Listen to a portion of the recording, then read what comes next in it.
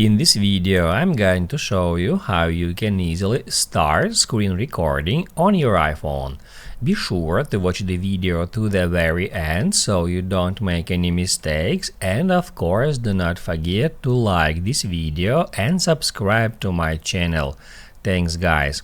So let's get started, and first off, open up Settings, then tap at Control Center, and then make sure that screen recording feature has added to included controls.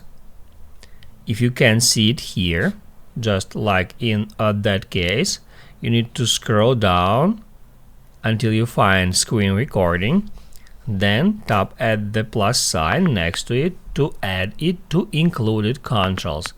What that will do, that will add screen recording shortcut to the control center. So now if we would like to record our screen, we can just swipe down from the top right corner to open up control center, and all we have to do now is just tap at that icon. And after a 3 seconds countdown, it will start recording our screen, so we can make some actions while screen is being recorded. And once we have finished with that, to stop screen recording, we need to tap right here at that time widget and then tap at stop.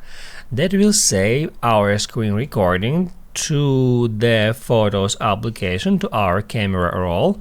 And then if we open up Photos, right here at Recents, we'll find the screen recording video file we have just made.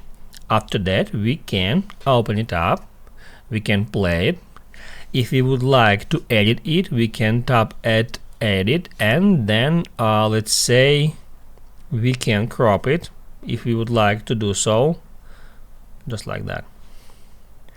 Also, we can flip it horizontal or vertical, just like that. However, the coolest feature here is trimming of our video, so we can trim it from the start to trim all the part except our screen recording, just like that. We can trim our video from the start and from the end. Once we are done with that, we need to tap at Done and then Save Video. That will trim this video and it will save it. Now you know how you can easily start screen recording on your iPhone.